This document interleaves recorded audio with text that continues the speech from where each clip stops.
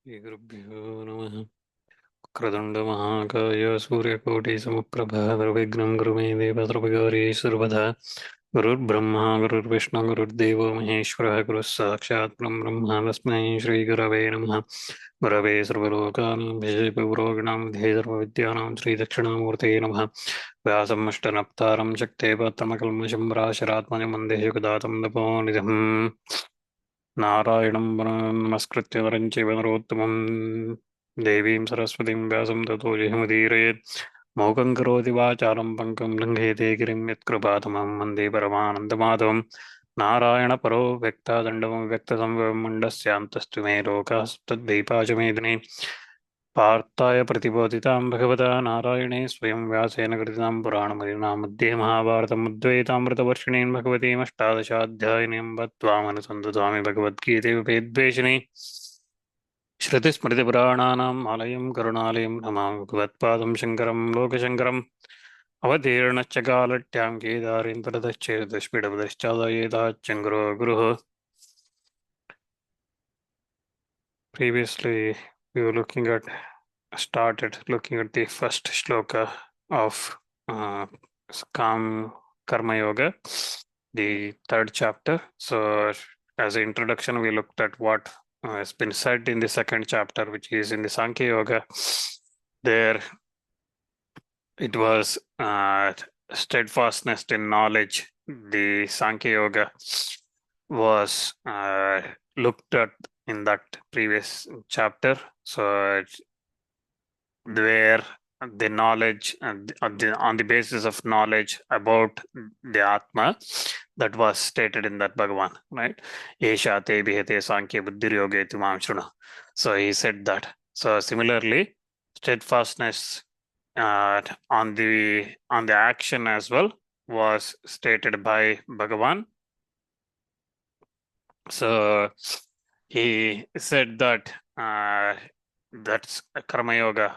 He also stated in that Bhagavan said buddhya ekto eya partha karma bandham prahasyasi, and so on. He said that in the second chapter, right? And also starting from that 39th shloka to 47th shloka, where he said karmanye vadhikaraste apaleshu gadachana, and so on. So there he explained the karma yoga, but distinction between the person competent for these two steadfastness was not clearly taught by Bhagavan in the second chapter, nor he said that since the intended purpose of combination of these two, therefore the same person is certainly competent. He did not say that it is for the same person at the same part, both jnana yoga and karma yoga to be performed. He did not say that it should be performed same time, or he did not say that who is eligible, who is qualified for these yogas. And because it's been stated in that chapter, in the second chapter, then Durena Hevaram Karma Buddhir Yoga Dhananjaya Buddho Sharanamannvicha Kripanamala Hetuva. So, O Dhananjaya, since the action is far inferior to yoga of wisdom and so on, he said that it was clear that knowledge is superior to jnana, is superior to karma. So, it was superior. And also, he said that Yavan Artavadabane Sarvata Sampritodake Tavan Sarveshu Vedeshu Brahmanasya Vicharatha, as the extent of fulfilled well is useless for someone who sees a flood everywhere and so on. He is shown that results of all actions become included in the characteristics of jnana, right? So whatever the actions karma one does, all that results in the jnana. So this karma yoga results in the jnana. So that's what he has shown there. So again, after having spoken about the man of that Sthita Prajna, the result of the knowledge also has been summarized by Bhagavan in that second chapter, saying that Yesha Brahmi Sthita Partha Nainam Prapya Vimuhyati Stitva Syamantagalepi Brahma Nirvana Mrichyati. So this Sthita Prajna steadfastness relates to Brahman, O Partha, and so on. He explained in that. right? So in that second chapter concluded like that. So, and also in the second chapter, he said, या निशा सर्वभूतानां तस्या जागृति संयमी यस्यां जागृति भूतानि सा निशा पश्यतो मुने. So when this sannyasi or this sthita prajna, he does not engage in the actions, he does not engage in the karmas, he has said that. So that's why, so it's clear that the karma and jnana does not go together. So again, the knowledge alone is accepted as a means to the moksha. So in the form of, because it is the one that destroys, removes that ignorance, that avidya, and also same thing is said in the Shrutis as well. Shveta Shvatara Upanishad, for example, says Veda Metam Purusham Mahantam Aditya Vardam Tamasas Prastat Tamevam Vidya Viditva Timbratamutyeti Nanya Pantha Vidyateyanaya, and so on. So by knowing him alone, one transcends death, and there is no other path to go by, and so on. So it is clear. Again, we did look at Shankaracharya's explanation last time in detail, where saying that the combination of karma and jnana is not something Bhagavan advocated, and it's not something that he has said. And it also is clear that karma and jnana cannot be done together. It is for the two different people, two different states of a person. So that steadfastness in knowledge, jnana nishtha or jnana yoga, and karma yoga, karma nishtha, those things being meant for people of different competence and not fit to be enjoined for the same person. And also a combination of those two, jnana and karma, which are opposed to each other, is impossible. If they are meant for the same person, well, it is impossible to do this. And also what we have looked at last time is, in the case if someone admits that there is a combination of these two, it becomes impossible that knowledge is superior compared to the action, right?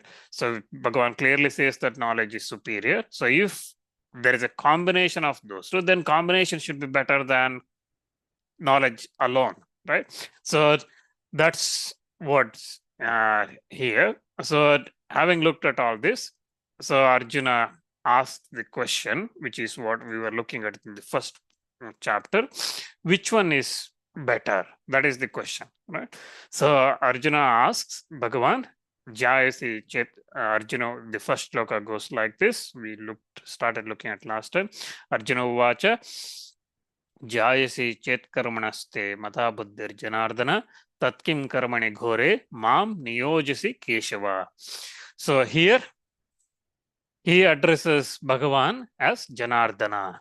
O Janardana, if it be your opinion, Mata is opinion. Mata is normally these days used as Jaina Mata, Hindu Mata, like this, okay, so as a religion. So Mata is opinion or intention.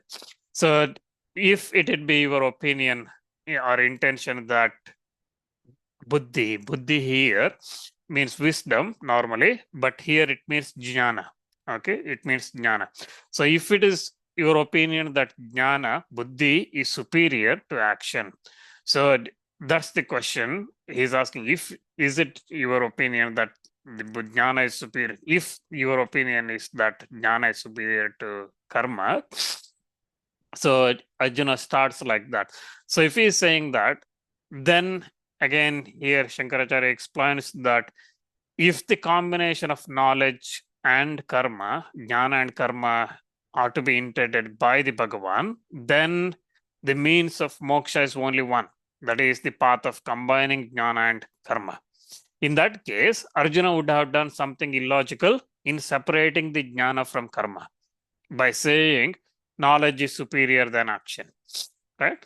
So because the knowledge or action, which is the constant of the combination, cannot be greater than the combination itself, right? From the point of the view of the result. So that's why when Arjuna is asking that, which is your opinion is that knowledge is superior than karma. And similarly, we also see that what Arjuna said by the way of saying Bhagavan, that he says that it has been stated by the Bhagavan that wisdom is superior to action, jnana is superior to action, and Bhagavan still urges me, saying that undertake action, right? So Bhagavan still urging me to undertake the action, which is source of the evil, because we know that karma results in samsara. It enjoins us with samsara. So what may be the reason for this? So like this, Arjuna was thinking, and also he says, if that is the case, if jnana is superior and you are still urging me to this karma, so and also in why then, O Keshava, niyojasi, do you urge, why do you urge me to this horrible actions, gore karmani, these cruel actions, these horrible actions involving injury and so on? That is the censure, that is the censuring he is saying Bhagavan here, right? So he Arjuna says to Bhagavan, why are you urging me to this horrible karma, horrible action, this battle which you are urging me to engage in? So that also becomes, it also, if we think that Arjuna is thinking about both knowledge and karma as go together, then why he would ask this question? So that question itself becomes unreasonable. So that's why here we are looking at, again, prove that knowledge and karma cannot go together. So gore here, the word Arjuna uses word gore. So gora is cruel, horrible. And again, why it is cruel here? From a laukika or the worldly view point of view, this discussion took place in this battlefield, and Arjuna was urged to take part in that battle. That's why he's asking why you want me to engage in this cruel action. And also, if you look from a Vedanta point of view, engaging in karma results in, if it is kama karma, it gives the results, and that results means more birth. Again, this samsara. So why are you urging me in this Ghora karma? So because that's what he's asking Krishna. And while he's asking, he uses addresses Krishna as Janardana. So Sri Madhusudan Saraswati in his Bhashya, he explains Janardana as like this. He says, Savair Janair Rardyate Yachite Swabhilashita Siddhaya Iti. So Janardana here, derived meaning is he who is prayed to, that is Ardhate. So he is who is prayed to by all the people, all the persons, Jana. So for the fulfillment of their wishes. So Janardana is the one who is prayed by all the people for fulfillment of their wishes.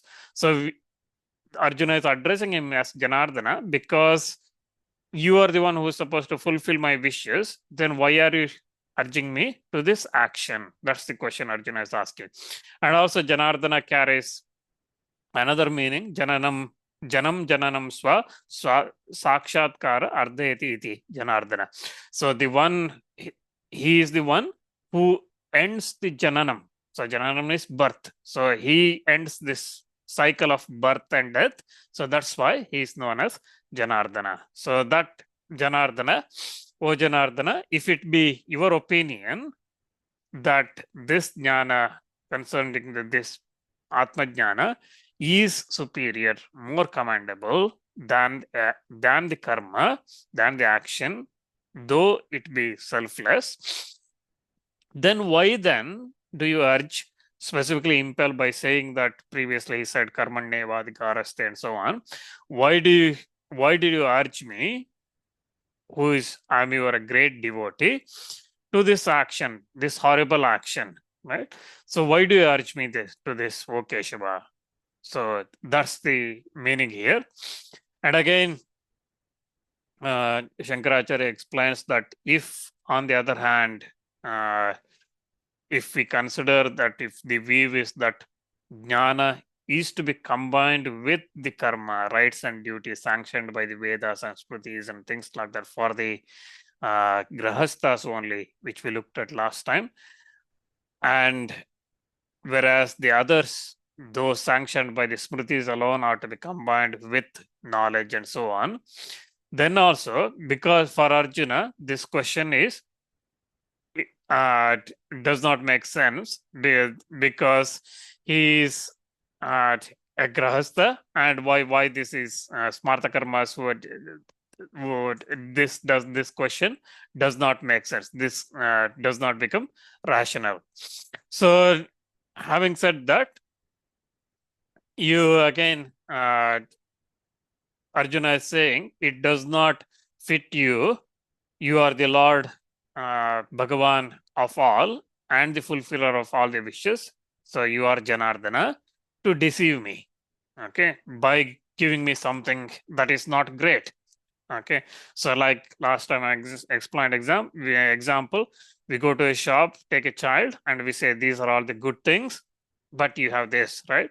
So like this, why do you deceive me? So that's why, because I am your disciple, I am your shishya, right? So Arjuna previously has said, Yatreya sanishchitam bruhi tanme shishyasteham shadimam tvam prapannam. So he said that previously. So I am your shishya, why are you not giving me the best? So when Arjuna questions like that, Bhagavan might say, is it not that I do not cheat on anyone whomsoever, let alone yourself who are very dear to me? But what signs of cheating do you see in me, and so on? If he asks like that, then Arjuna responds with the next part of this question in this, which we see in the second shloka, where Arjuna says, Vamishreneva vakyena buddhim mohayasiva me tadekam vada nishchitta yena shreyoham apnayam. So Vamishrena Iva means by your apparently ambiguous, Vakyena means words or statements, Buddhim means intellect, Mohayasi means I'm getting bewildered, confused, Iva means as it were, me, me means my, Tat means therefore, Ekam means one, Vada means please tell, Nishchitya means decisively, Yena means by which, Shreya means highest good, Aham means I, Apnaya means may attain. So you bewilder me, bewilder my understanding, as it were, by a seemingly conflicting statement. Tell me for certain one of these which through which I may attain the highest good, Shreya. I may attain the highest good. So though the Bhagavan speaks lucidly, still to me, who am very dull understanding, the Bhagavan's utterances appear to be conflicting. That's what Arjuna is thinking. Okay, so when he says this, he is thinking, even though Bhagavan is explaining very beautifully, I am dull understanding, and that's why it is conflicting.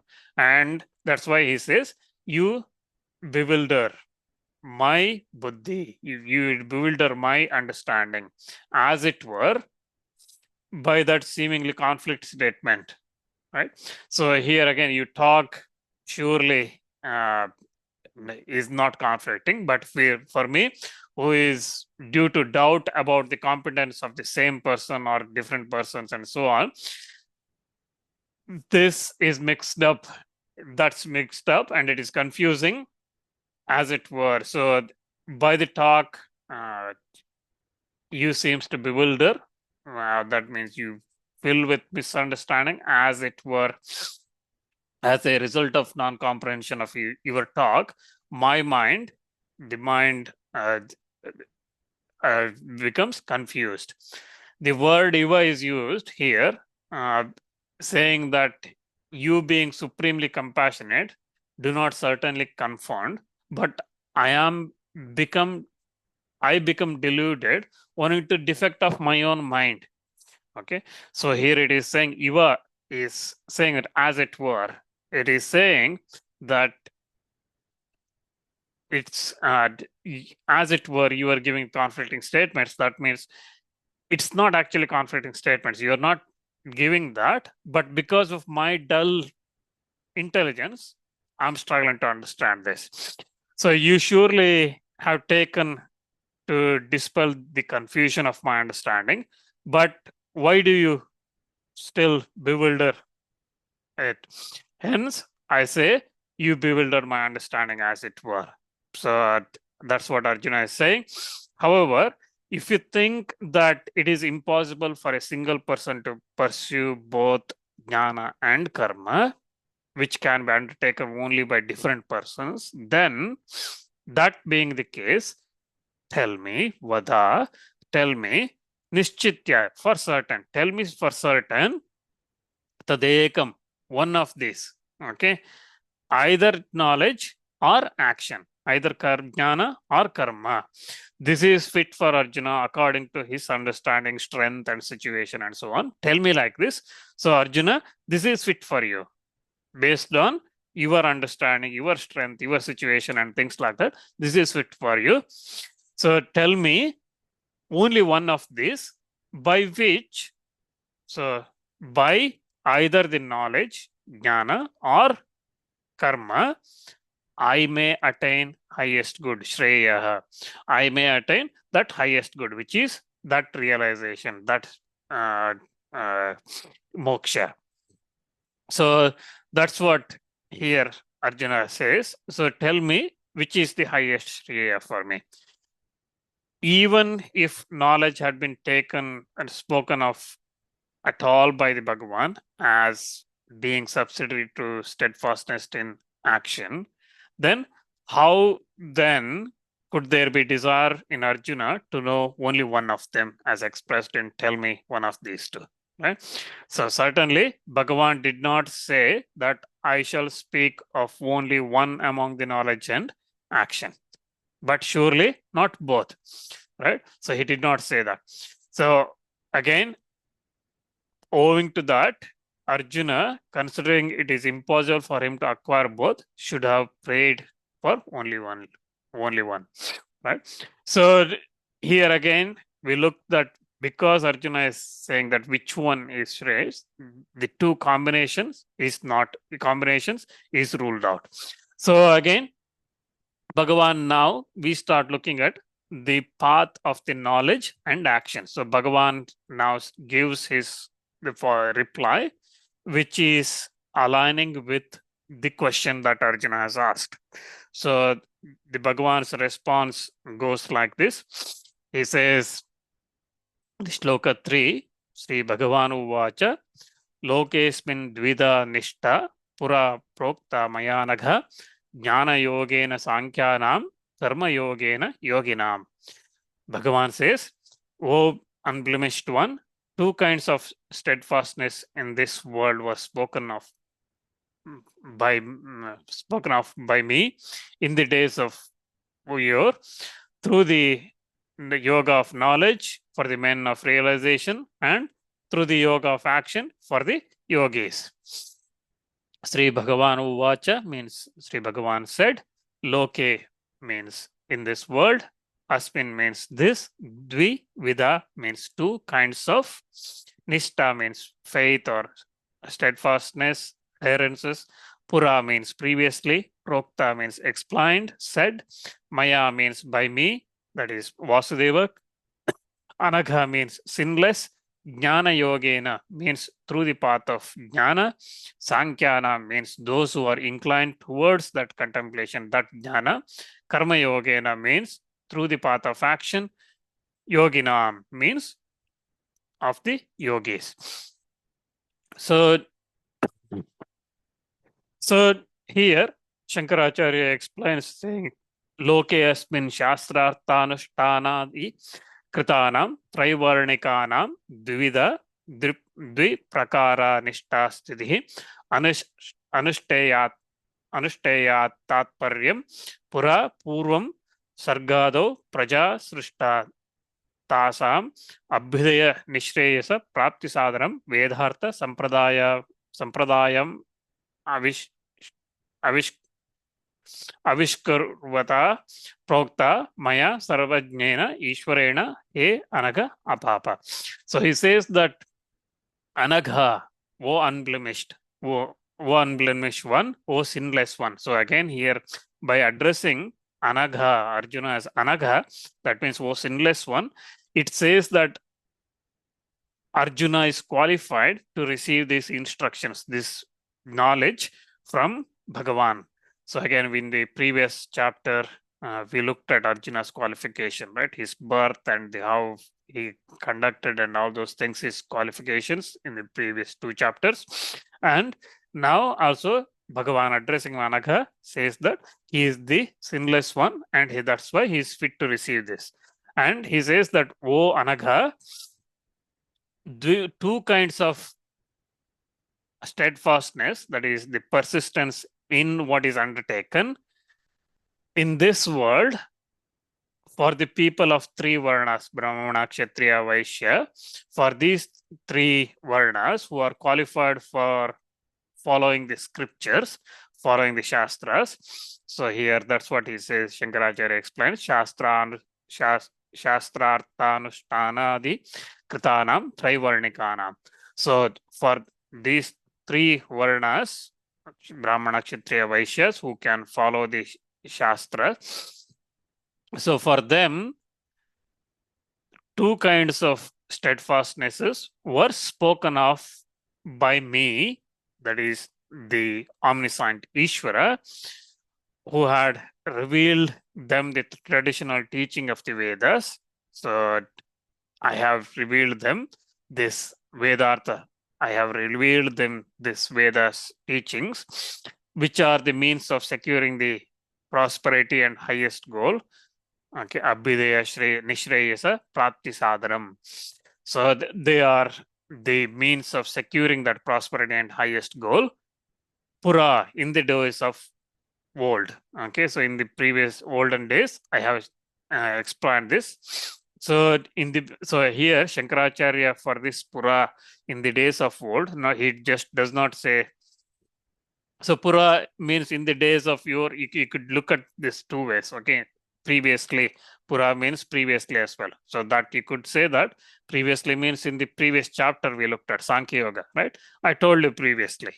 Okay, so I told this previously, I told two types of steadfastness. So previously, you could use this as when we looked at the Sankhya Yoga, where I told you two types, Sankhya and Yoga, Karma Yoga and Jnana Yoga, two types I told you. Or here Shankaracharya explains this as Purvam Sargado Praja Srishta. So that means in the very beginning of the creation, after having brought into being the creature. So when this creation, this entire creation started, at that time itself, I told these two types of methods. So Nivritti Marga, Pravritti Marga, right?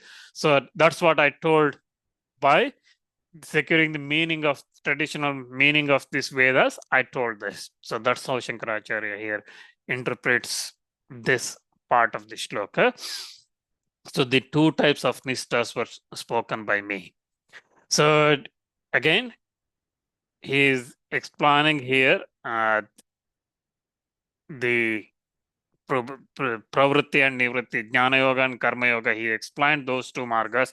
So if Bhagavan is saying that, he first explained that to Chaturmukha Brahma and then Brahma explained it to, we looked at the beginning of this Gita Śāstra sessions, right? So in the very introduction, Pravritti, Nivritti, Sanakadi Rishis, they took the Pravritti Marga, Marichi and others, they took, Sanakadi Rishis took Nivritti Marga, Jnana, they went in Jnana Yoga path, and then Marichi and others, Atri, Vasishta and others, they took the Pravritti Marga, right?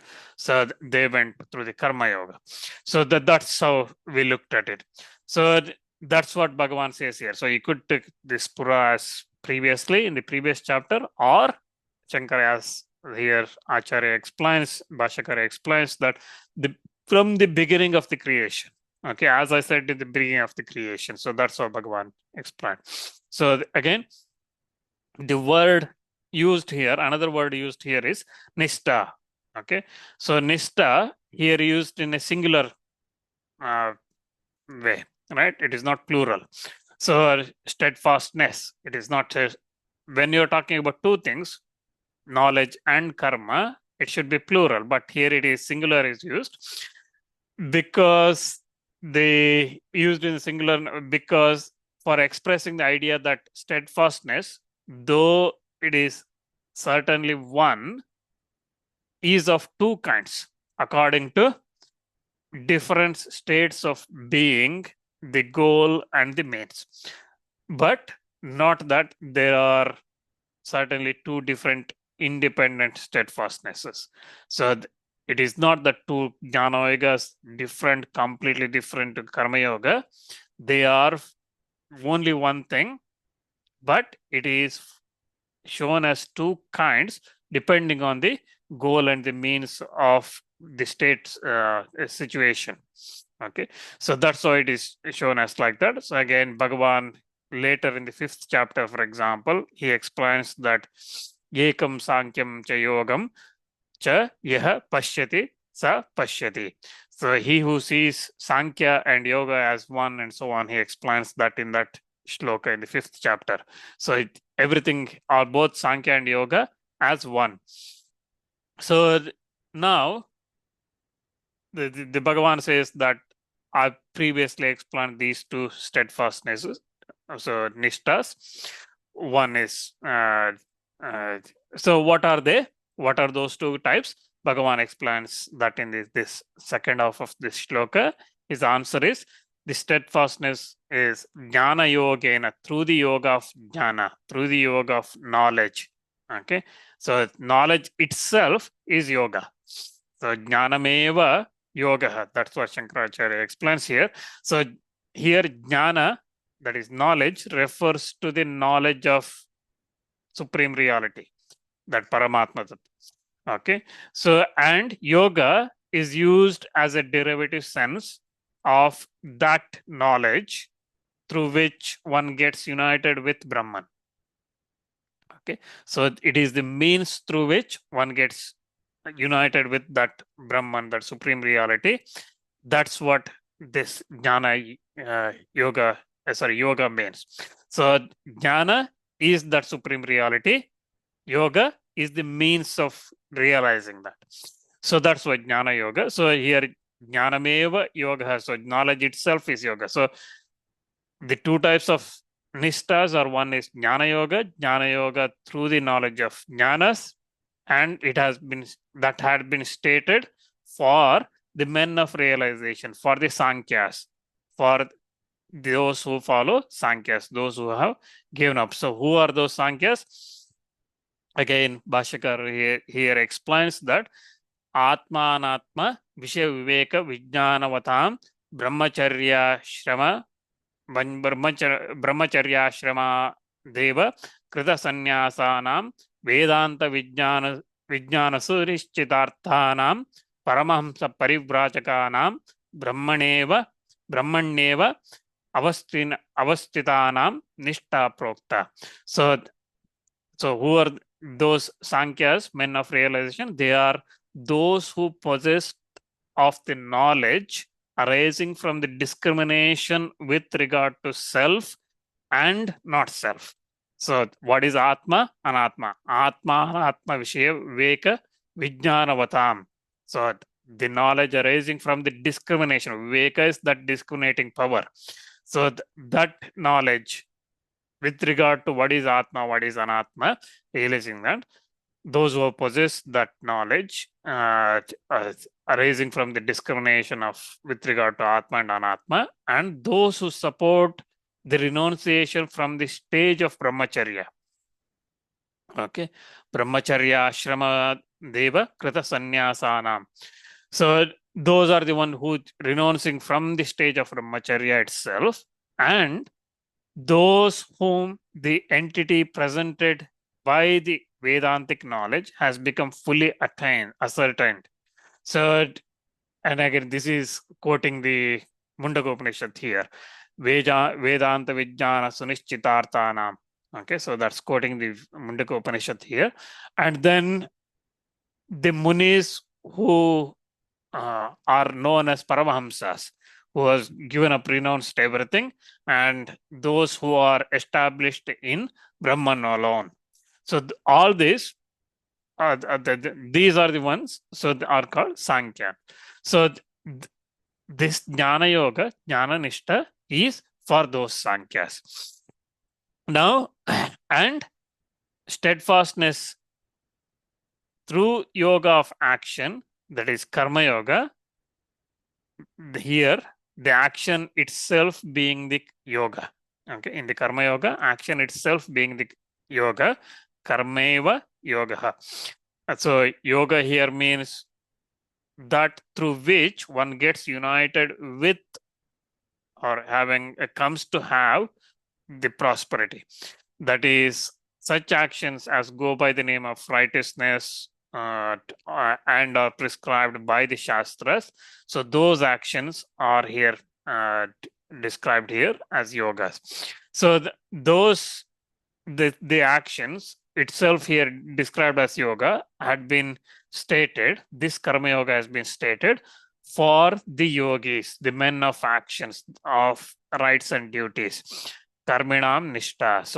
So those who are following that rights and duties, it is for them, it has been described. So that's the idea here.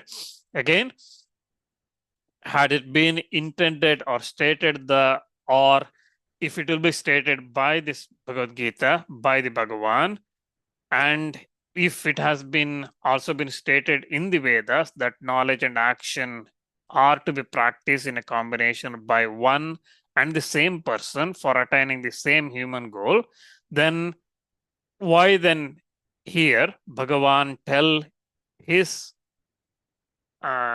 supplicant Arjuna that steadfastness in either knowledge or in action is to be practiced only by different persons who are respectively qualified, right? So here he is telling that it is for the different persons when for those qualified persons. So that's why the combination, again Shankaracharya keeps repeating here, because when we go into this Vedanta discussions, this Advaita and other concept, this is where it gets a lot of arguments and discussions. Okay, the combination of karma and yoga and the others arguing about that. That's why Shankaracharya repeatedly says it's clearly here saying that it is for the two different persons. If on the other hand, it would be supposed that Bhagavan's idea is after hearing about both knowledge and action, Arjuna will himself practice them in combination, but to others, I will speak them as being pursued differently. So Arjuna, after listening to this, can do both together, but for everybody else, I will tell them as this is separate things. Karma is separate for person, jnana is separate. If that's how we assume that, if Bhagavan is saying like that, then Bhagavan's whatever he is saying becomes unreliable. And it is possessed of likes and dislikes. So Bhagavan cannot say that Arjuna can do this, but others can't, right? So Bhagavan is equal to everybody. So that becomes untenable. And so from no point of view whatsoever can there be a combination of knowledge and action. Na samuchayo jnana karmanayoho. That's how Shankaracharya concludes here, saying that there is no possibility of combination of jnana and karma. So we'll look at this a little bit more in detail. Again, Bhagavan explaining this Sankhya and karma, Jnana Yoga and Karma Yoga for two different paths. We'll look at that next time when we go.